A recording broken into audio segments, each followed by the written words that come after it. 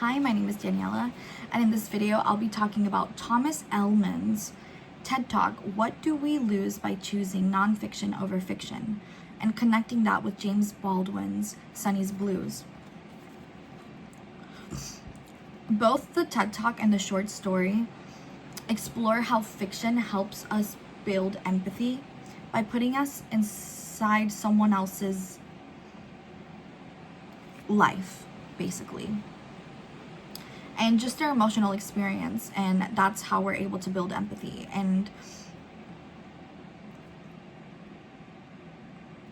we live through their emotions, and I think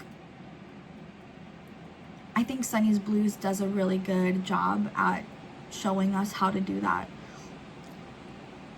because it's so rich in a lot of things that we start at one point at the beginning of the story and we end at another point, and it gives us a total different point of view. And I just think it was really beautiful to be able to see that, and I was able to connect to the story in a lot of different ways, and hopefully my analysis brings some insight to that. But this story, Sonny'S Blues, starts with his brother and Sonny, and they don't really have a strong emotional connection. But towards the end, we start to see that emotional connection, and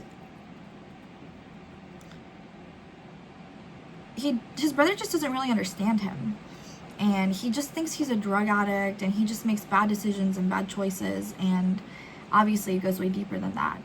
And we are not aware of that at the beginning, but as we continue to progress and read, we see what has happened and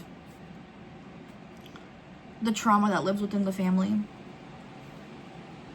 Sonny writes his brother a letter from prison, and this is the first time that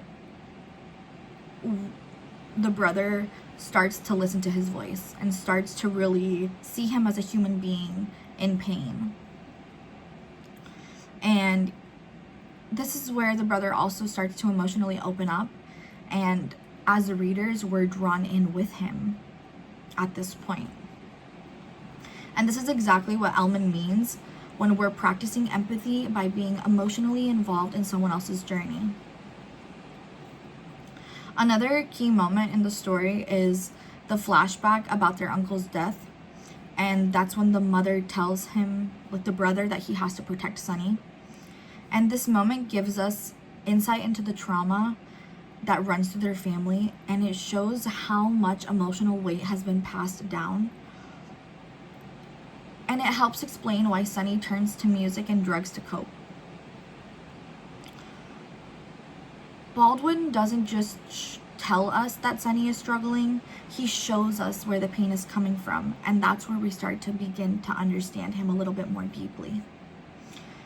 The most powerful moment for me, in my opinion, is the final nightclub scene. And that's where the brother finally listens to Sonny play jazz. And for the first time, he finally understands what Sonny's music really means to him, and that it's his way of expressing pain and surviving trauma and finding peace within himself.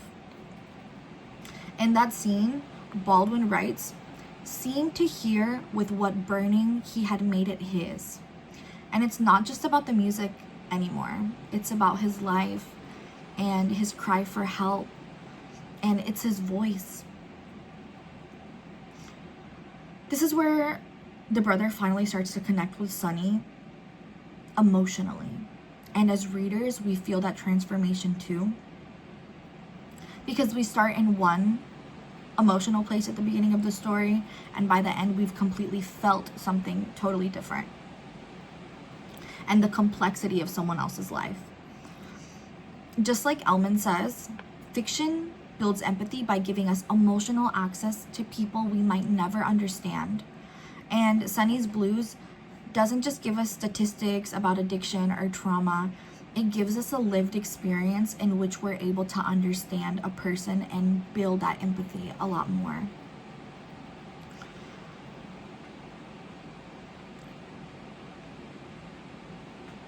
that's the end of my notes.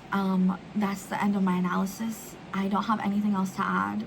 I really enjoyed the story, and I'm happy I had the opportunity to read it.